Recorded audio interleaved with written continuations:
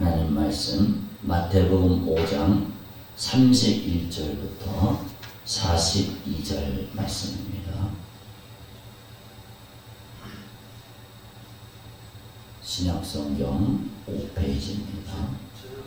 예, 우리 함께 31절부터 42절 합독으로 같이 읽겠습니다.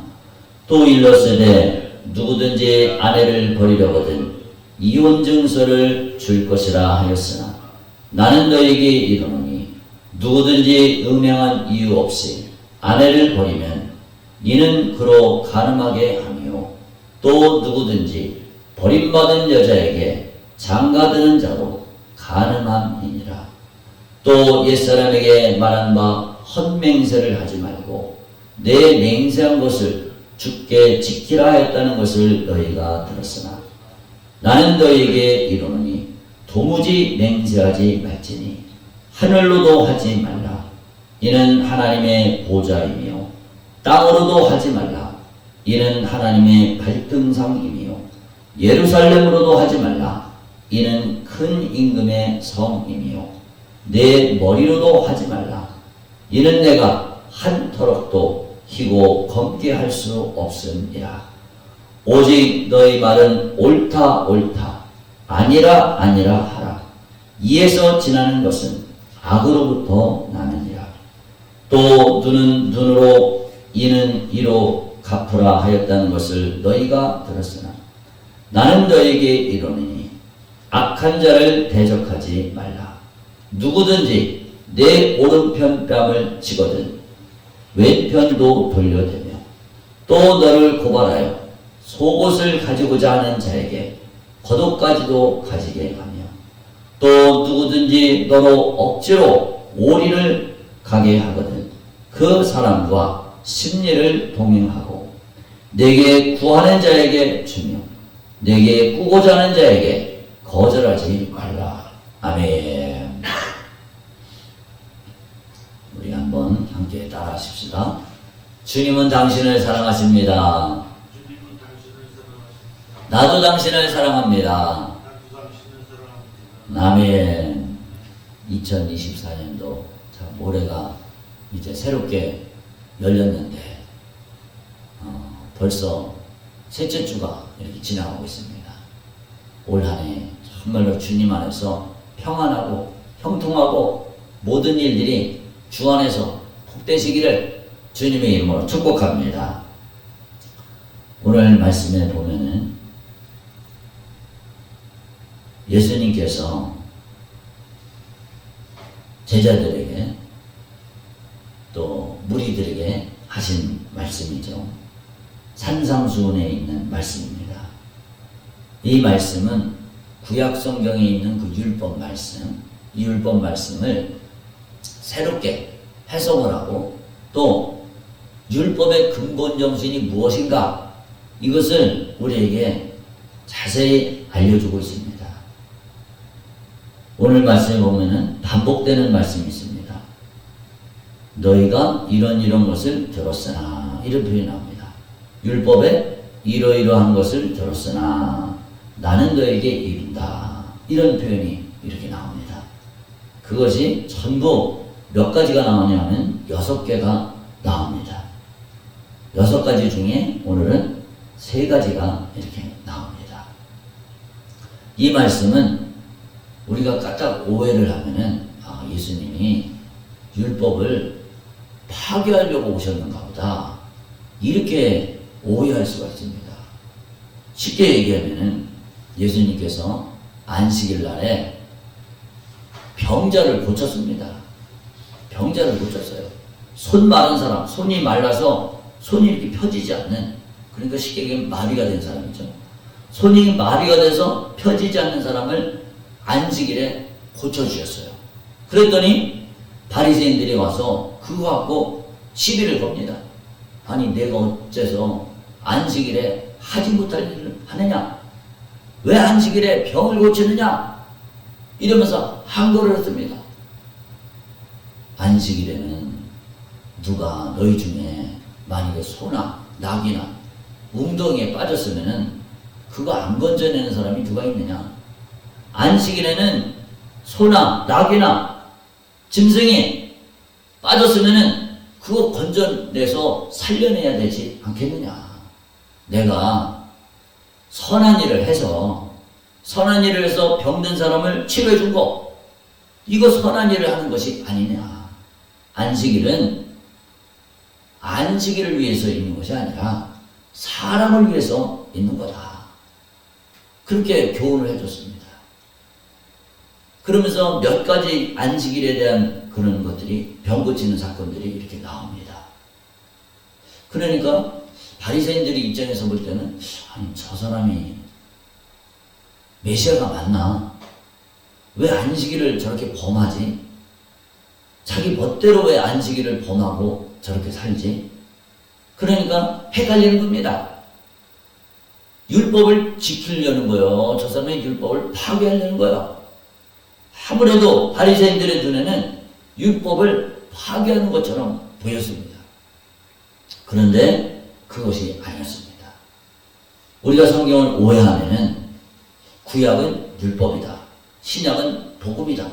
그래서 우리는 구약은 지킬 필요가 없다, 율법은 지킬 필요가 없다, 오직 복음, 오직 믿음, 이러면 천국에 간다, 이렇게 생각합니다. 그런데 예수님의 산상보훈에서 하신 말씀은 율법을 무시하는 것이 아닙니다. 그러면은 아니 안식일에 예수님이 밀밭에서 제자들이 밀을 먹도록 내버려 둔 거, 안식일에 병을 고친 거, 그거를 볼 때 안식일을 파괴하는 것이 아닌가? 율법을 무시하는 것이 아닌가? 근데 그것은 바리새인들이 정해놓은 규정이었습니다. 조상들이 율법에 없는 내용을 그들이 규정해놓은 법, 그러니까 유전이죠. 장로들의 유전. 그거를 안 지킨 거지. 장로들의 유전을 안 지킨 거지. 예수님이 율법을 범한 것은 한 번도 없었습니다. 예수님이 율법을 무시한 적은 한 번도 없었어요. 율법을 파괴한 적이 없었습니다. 그러니까 오늘 우리도 마찬가지입니다. 예수님은 율법을 파괴하신 것이 아니라 제자들에게 원하는 것, 예수님을 따르는 자들에게 요구하시는 것은 오히려 율법의 근본 정신, 율법의 근본 정신을 깨닫고 그것에 순종하라. 율법의 정신이 뭐냐? 이거를 알려주면 됩니다. 하나님 말씀의 근본 정신은 무엇인가? 어떤 서기관이 와서 예수님 앞에 물었을 때 율법에 무엇라고 기록이 되어 있느냐 이렇게 물으니까 마음을 다하고 뜻을 다하고 성품을 다하고 목숨을 다해서 주 너의 하나님을 사랑하라고 그랬습니다. 그리고 내 이웃을 내 몸과 같이 사랑하라고 그랬습니다. 옳다. 내 말이 옳다. 가서 이것을 행하라. 그러면 내가 살 것이다. 그러면 내가 영생을 얻을 것이다. 이렇게 설명을 해줬습니다. 그러니까 율법의 핵심은 뭐냐? 이웃사랑, 하나님사랑. 하나님사랑, 이웃사랑. 그게 전부 율법의 정신이라는 겁니다. 이것만 잘 지키면은 하나님사랑, 이웃사랑, 이것을 내 마음속에 무장을 하고 내 심령에 마음에 새기고 이대로 따라서 율법을 지키면, 말씀대로 살면은 그것이 바로 우리가 영생을 얻는 방법이라는 겁니다. 예수님은 절대 율법을 무시하지 않으셨습니다. 오늘 말씀에도 보면은 31절에 보면 누구든지 아내를 버리려거든 이혼 증서를 줄 것이요 하였으나, 율법에 그렇게 돼 있어요. 그런데 나는 너에게 이르노니 누구든지 음행한 이유 없이 아내를 버리면 이는 그로 가늠하게 하며 또 누구든지 버림받은 여자에게 장가드는 자도 가늠함이니라. 그러니까 이 말씀은 당시의 유대인들은 이혼하는 것이, 그러니까 쉽게 얘기하면 이혼이라기보다도 그냥 버리는 겁니다. 여자가 조금 마음에 안 들면은 제 마음대로 그냥 내버리는 겁니다. 이혼 증서도 없이 그냥 버려요. 별 이유를 다 붙여서 버려요. 버립니다. 남성 중심 사회잖아요. 아내를 저버립니다. 그러면은 여자 혼자서 산다는 것이 어렵고 힘들잖아요. 요즘도 어렵고 힘든데 이 고대 사회에서는 얼마나 어렵고 힘든지 모릅니다. 그러니까 사회적인 약자, 고아와 과부가 사회적인 약자입니다. 남편 없는 여인이 혼자서 살아간다는 것이 굉장히 어렵고 힘든 일입니다. 이런 일들이 비일비재하니까 이런 것을 잘못된 것이다. 사랑하지 않는 것이다. 무조건 이혼하는 것은 잘못된 것이다. 이것을 말씀해주고 있습니다. 오직 이혼은 언제, 여자를 버리는 것은 언제 버리느냐? 그것은 음행할 때, 불륜을 저질렀을 때, 그때만 버려라. 이렇게 제한을 두셨습니다. 그러니까 결국은 이 말씀은 사랑하라는 겁니다. 또 33절 말씀에 보면 내 맹세한 것을 주께 지키라. 헛맹세를 하지 말아라. 근데 예수님은 아니다. 절대로 맹세하지 말아라. 하늘로도 맹세하지 말아라. 땅으로도 하지 말아라. 절대 맹세하지 말아라. 베드로가 예수님이 말씀하셨습니다. 나 이제 예루살렘으로 올라가는데 거기서 내가 죽을 거야. 그때 베드로가 맹세를 했습니다. 내가 주와 함께 죽을지언정 절대로 주님을 배신하지 않겠습니다. 그렇게 맹세를 했습니다. 근데 맹세를 해놓고 다 울기 전에 3번 예수님을 모른다고 부인을 했습니다. 베드로는 진짜 맹세를 했으니까 반드시 지킬 줄로 알았습니다. 본인이 확신이 있었습니다. 그런데 얼마 못 가서 그 맹세한 것을 깨뜨려버리고 말았습니다. 그럼 그게 바로 죄가 되는 거죠. 거짓말하는 것이 되는 거죠. 그러니까 맹세를 하지 말라는 겁니다. 그냥 맹세하지 말고 옳은 것은 나는 옳습니다. 틀린 것은 틀립니다. 이렇게만 하라는 겁니다. 거짓말하는 죄가 돼버리니까. 또 38절 말씀에 보면 눈은 눈으로 이는 이로 갚으라 했다는 것을 너희가 들었으나 나는 너희에게 이르노니 악한 자를 대적하지 말라. 누구든지 내 오른편 뺨을 치거든 왼편도 돌려라. 너를 고발하여 속옷을 가지고자 하는 자에게 겉옷까지도 가지게 하라. 억지로 오리를 가게 하거든 심리를 통해하라. 구하는 자에게 주며 꾸고자 하는 자에게 거절하지 말라. 우리나라 초기 초대 교회 역사에 김익주라는 목사님이 계셨습니다. 이분은 어떤 분이냐면 황해도 출신이신데 아버지가 주신 그 재산 같은 거 이거를 다 잃어버렸습니다. 사업을 해갖고 다 실패를 했어요.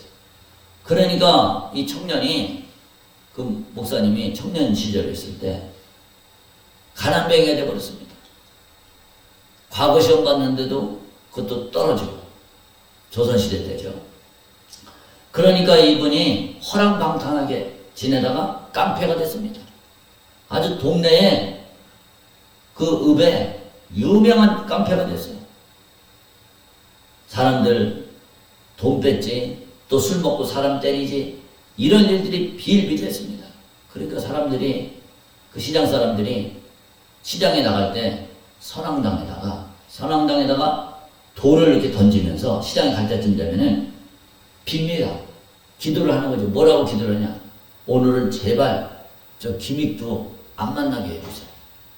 저 김익도 아주 요즘식으로 얘기하면 아주 재수없는 놈입니다. 저놈을 제발 안 만나게 해주세요. 그렇게 빌면서 기도를 하고 다닐 정도로 그렇게 아주 유명한 깡패, 요즘 말로 해서 양아치 같은 그런 일을 한 거죠. 근데 그가 어떤 선교사님이 전도지를 나눠줬습니다. 그때가 아마 27살인가 그때. 전도지를 나눠줬어요. 전도지를 나눠주니까 예수 믿으세요 이렇게 나눠주면서 하니까 이 김익준한 청년이 그 전도지 종이를 코를 갖다 팍 풀었어요. 코를 팍 풀었습니다. 전도지. 그리고 탁 팽하고 내버렸어요. 그랬더니 이 선교사님이 뭐라 하냐면 당신 코 썩을 거야. 당신 코 썩을 거야. 이렇게 얘기를 했습니다. 무슨 재수없게 예수냐. 그런데 희한한 일이 일어났습니다. 무슨 일이 일어났냐면 밤에 잠을 자는데 이제 밤에 잠을 자는데 그 선교사님이 얘기했던 거 당신 곧 싸울 거야. 이게 계속 생각이 나는 거야. 그 장면이 계속 떠오르면서 계속 귓가에 맴도는 거야. 잠을 잘 수가 없었어요. 야, 이게 도대체 어찌된 일이냐. 큰일 났다. 잠을 못 잤는데 그래갖고 도저히 안 되겠어갖고 선교사님을 찾아갔습니다. 이거 내가 전도지를 하나님이 나한테 준 이 전도지를 선교사님 주신 전도지를 내가 코를 이렇게 그거 풀었더니 선교사님이 나한테 당신 코 썩을 거야 이랬는데 그게 계속 귓가에 맴들고 그 장면이 내게서 떠나질 않습니다. 잠을 못 자겠습니다. 죽겠습니다. 어떻게 하면 좋습니까? 찾아왔어요. 그랬더니 그 선교사님이 당신 예수를 믿어야 된다. 예수를 믿어야 된다. 그래가지고 그 길로 그때부터 이분이 교회를 다니고 예수를 믿기 시작을 했습니다. 예수님을 영접을 하고 예수님을 믿었어요. 그리고 기도를 해줬습니다. 그랬더니 신기하게 낫습니다. 신기하게 낫어요. 고통받지를 않았습니다. 그때부터 이분이 변화가 돼갖고 완전히 새 사람이 됐습니다. 성경을 100번이나 읽었습니다. 성경을 100번 읽고 하여튼 새 사람이 됐어요. 뒤집어졌어요. 그럴 때 그 이후에 어떤 사람이 진짜 저 김익조가 변화된 게 맞아? 변화된 게 진짜 맞아? 그랬더니 그걸 이제 시험을 하는 거예요. 그러면서 아니 당신 진짜 예수 믿는 게 맞아요? 난 예수 믿는 사람이야. 이제 변화됐어. 아니 성경에 오른편 뺨을 때리면은 왼편도 돌려대라 그랬다면서 그러면서 귀싸대기를 다 때리는 거 진짜로. 뺨을 다 때리는 거야. 그랬더니 그전 같으면은 이 사람이 깡패니까 가만히 안 있죠. 가만히 안 있고 막 때리고 폭행을 하고 그랬죠. 근데 이 사람이 그 영화에 보면은 진짜 왼편도 이게 돌려댔습니다. 때리라고 돌려댔어요. 그러니까 그걸 듣고 이 사람이 감동을 했습니다. 감탄이 됐어요. 야, 저 사람이 진짜 예수 믿는 사람이 맞구나. 변화된 게 맞구나. 이러면서 믿게 되었습니다. 우리는 무슨 말씀이냐면 내가 예수를 믿으면 변화가 돼야 된다는 겁니다. 바뀌어야 된다는 거예요. 변화가 돼야 된다는 겁니다. 또 너를 고발하여 속옷을 가지고자 하는 자에게 겉옷까지도 가지게 하라. 저는 이걸 보면서 그러면 이 말을 하는 예수님도 이렇게 하셨나? 이 말씀을 하시는 예수님도 이렇게 사셨나? 이런 궁금증이 들잖아요. 아니 우리 보고 사랑해라 그래놓고 하나님을 사랑하라, 이웃을 사랑하라 이래놓고 예수님도 그 말씀을 지켰나? 하나님의 아들이 지켰습니다. 요한복음 19장 말씀에 보면은 예수님이 십자가에 달려 돌아가시기 전에 채찍에 맞고 매를 맞고 가시에 머리에는 가시면류관을 쓰시고 온갖 조롱과 고통을 당하실 때 그러면서 십자가에 달리실 때 무슨 일이 있었냐면 군인들이 속옷을 가지고 나눠서 제비 뽑아서 그것까지 나눠 가졌습니다. 예수님은 겉옷과 속옷까지 해 나눠줬습니다. 십자가에 달리실 때 예수님의 모습을 보면은 속옷은 입은 상태로 이렇게 보여지잖아요. 십자가에 달릴 때 딱 예수님 십자가에 딱 달릴 때 속옷은 입은 채로 이렇게 보여지잖아요. 근데 사실은 원래는 속옷도 안 입은 거죠. 원래는 다 홀딱 벗겨서 빨가 벗겨서 그렇게 온갖 수치와 멸시와 조롱을 다 당하시고 돌아가셨습니다. 예수님이 이 땅에 오셔서 자기 것을 다 주셨습니다. 하여튼 목숨까지 다 주고 갖고 있던 속옷까지도 팬티까지도 다 벗어서 우리에게 나눠주셨습니다. 예수님 먼저 우리를 위해서 이런 사랑을 보여주시고 실천하셨습니다. 그러니까 우리들에게 욕을 하는 겁니다. 내가 이렇게 보여줬잖아. 내가 속옷과 겉옷과 이거를 다 인류를 위해서 너희를 위해서 줬다. 내 생명까지 하나밖에 없는 생명까지 나눠줬다. 피 쏟고 살찌져서 너희 영혼을 죄에서 건져내고 영원한 멸망의 지옥에서 영원한 고통의 지옥 불못에서 너희들을 건져내 주셨다. 그러니 너희들도 이제는 나를 믿고 죄짓지 말고 하나님을 사랑하고 이웃을 사랑하라. 이것을 우리에게 교훈을 해주고 있습니다. 그러니까 우리는 어떻게 살아야 됩니까? 내게 구하는 자에게 주며 내게 꾸고자 하는 자에게 거절하지 말라. 우리도 예수님처럼 그렇게 사랑을 실천하면서 그렇게 살 것을 요구하고 있습니다. 이것이 바로 율법의 정신이라는 겁니다. 예수님이 오셔서 율법을 파괴하는 것 같고 어떻게 보면 율법을 범하는 것 같지만은 범한 적이 한 번도 없었습니다. 범하는 것이 아니라 오히려 율법의 정신을 더 강화를 시켰습니다. 강조를 했습니다. 더 강조를 한 거예요. 그렇게 강조를 해놓고 본인도 그렇게 사셨다는 겁니다. 본인도 그렇게 사셨으면서 우리에게도 요구하시는 겁니다. 너희도 이렇게 살아야 된다. 그럴 때 어떻게 됩니까? 내 이웃을 사랑하고 내 원수를 미워하였다는 것을 너희에게 들었으나 나는 너희에게 이르노니 너희 원수를 사랑하며 너희를 박해하는 자를 위하여 기도하라. 이같이 한즉 하늘에 계신 너희 아버지의 아들이 되겠다. 우리는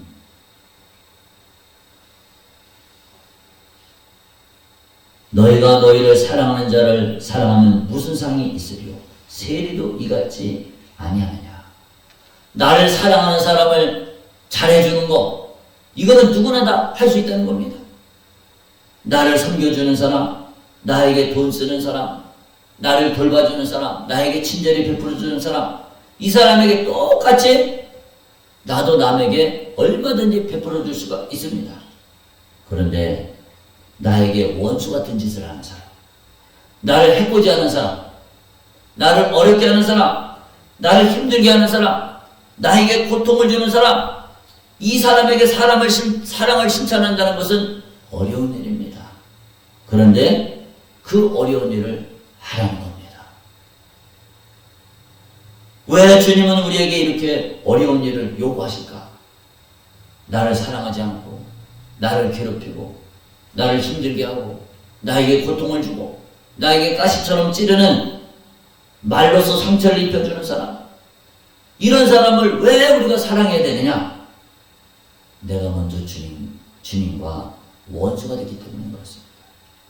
하나님과 원수됐던 내가 주님을 멸시하고 내가 주님 뜻대로 살지 못하고 내가 하나님과 원수가 됐던 나를 주님이 먼저 나를 위해서 희생해 주시고 나를 위해서 먼저 자기 목숨까지도 아낌없이 주셨기 때문에 우리도 다른 사람에게 사랑을 실천하는 것, 그것이 마땅하다는 겁니다.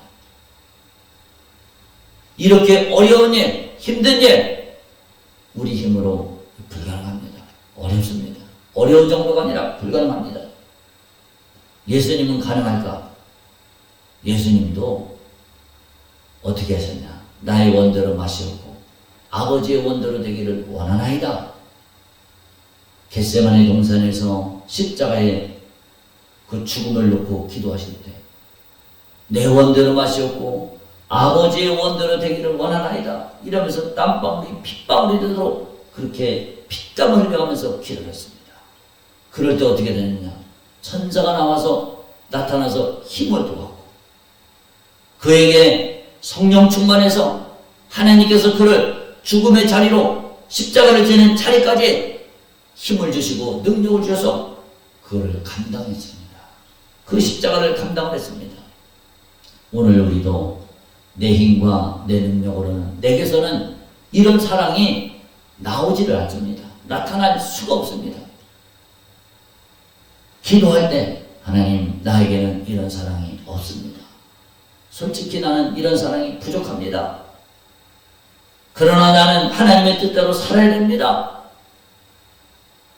그러니 내게 힘을 주세요. 내게 능력을 주세요. 나는 할 수 없지만 주님이 내게 능력을 주세요.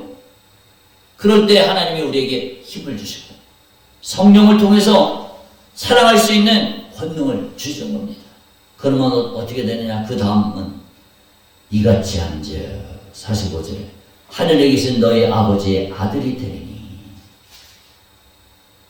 이렇게 실천한 삶을 살 때 진짜 하나님의 아들이 된다는 겁니다. 하나님의 자녀가 된다는 거예요. 하나님의 아들이 되는 거, 하나님의 자녀가 되는 거 그냥 되는 게 아니라는 겁니다. 믿었기 때문에 그냥 되는 게 아니라 이런 사랑을 실천할 때, 주님의 사랑을 비로소 실천할 때 하늘에 계신 아버지의 아들이 된다는 겁니다. 이게 뭡니까? 이게 누구의 성품입니까? 아버지의 성품입니다. 하나님의 성품입니다. 왜 그러잖아요? 끼리끼리 모인다는 말이 있잖아요. 말이 좀 이상하지만 끼리끼리 모인다. 우리가 천국에 갈 때 왜 천국에 갈까? 천국에 누가 갈까? 천국에 누가 가느냐면 하나님 닮은 사람이 가는 겁니다. 끼리끼리 모이는 겁니다. 하나님 닮은 사람, 예수 닮은 사람, 예수 정신으로 사는 사람, 그 사람이 천국에 가는 겁니다. 예수님처럼 예수를 닮아서 사랑을 실천하고 나를 희생하고 이런 사람이 천국에 가는 겁니다. 누가 천국에 못 가느냐? 거꾸로 하나님 닮은 게 아니라 마귀 닮은 사람, 귀신 닮은 사람, 요 사람들은 천국에 못 갑니다. 부전자전이라는 말이 있잖아요. 예수님이 바리새인과 서기관들을 향해서 너희는 너희 애비 마귀에게서 났으니 제 욕심을 행하고자 하느니라 그랬습니다. 이 원수 마귀는 자기 욕심만 챙기는 게 원수 마귀입니다. 마귀 역사입니다. 바리새인들과 서기관들은 자기 욕심을 챙기고 자기의 이속만 챙기고 오직 자기 사랑, 자기 명예, 자기 욕심 이것만 추구하다가 결국은 심판을 받은 거죠. 우리는 누구를 닮아야 되겠습니까? 아버지를 닮은 사람이 아버지 집에 천국에 들어갈 수가 있는 겁니다. 마귀를 닮은 사람은 어디로 가느냐? 마귀를 닮은 사람은 끼리끼리 모이는 거예요. 마귀 따라서 지옥에 가는 겁니다. 우리는 내 속에 이 두 가지 마음이 다 있습니다. 저도 그렇죠. 두 가지 마음이 다 있습니다. 하나님 닮고 싶은 마음이 있고 또 한편으로는 이 죄를 닮고 싶은 마음이 있고 마귀 따라가고 싶은 마음이 있고 다 이 두 가지가 늘 싸웁니다. 우리는 어떤 길을 선택을 해야 될 것이냐? 마귀를 닮고 싶은 마음, 내 멋대로 살고 싶은 마음, 이거를 과감히 깨트리고 하나님을 닮으려는 마음, 하나님을 사랑하는 마음, 이웃을 사랑하는 마음, 이런 마음으로 우리가 살아갈 때, 그럴 때 비로소 하늘에 계신 아버지의 아들이 되고, 그럴 때 저 영원한 하나님 나라 거기에 들어갈 수가 있다는 겁니다. 우리 모두 하나님의 능력으로, 하나님의 권능으로, 기도로 나를 변화시키고 하나님 뜻을 굴복하고 예수님처럼 하나님 닮은 사람이 되어서 저 영원한 하나님 나라 우리 모두 꼭 들어갈 수 있기를 주님의 이름으로 축복합니다. 아멘. 기도합시다. 하나님 아버지 은혜를 감사합니다. 주님은 율법을 폐하려 온 것이 아니고 완전하게 하기 위해서 오셨습니다. 예수님은 율법을 파괴하신 것이 아니고 오히려 더 율법의 근본 정신을 지키도록 그렇게 명령을 내렸습니다. 너를 고발해서 속옷까지 가지고자 하는 자에게 겉옷까지도 가지게 하라고 했습니다. 주님은 이 세상에 오셔서 자신의 살을 주고 피를 쏟아서 온 인류를 위해서 주고 자기의 옷마저도 우리를 위해서 나누어 주셨습니다. 주님의 그 큰 사랑 어떻게 우리가 헤아릴 수가 있겠습니까? 주님의 사랑을 실천할 때 너희 원수를 사랑하고 너희를 박해하는 자를 위해 기도하라. 이렇게 될 때 비로소 하늘에 계신 아버지의 아들이 된다고 했습니다. 아버지, 너희가 너희를 사랑하는 자를 사랑하면 무슨 상이 있으리요? 세리도 이같이 아니하냐. 우리는 나를 사랑하는 자뿐만이 아니고 나에게 해를 끼치는 자, 나에게 고통을 주는 자, 그들까지도 사랑할 수 있는 우리 모두가 되게 하여 주옵소서. 그래서 저 영원한 하나님 나라의 아들, 하나님 나라를 상속받는 하나님의 백성들 우리 모두 다 되게 하여 주시옵소서. 감사드립니다. 예수님 이름으로 기도드렸습니다. 아멘.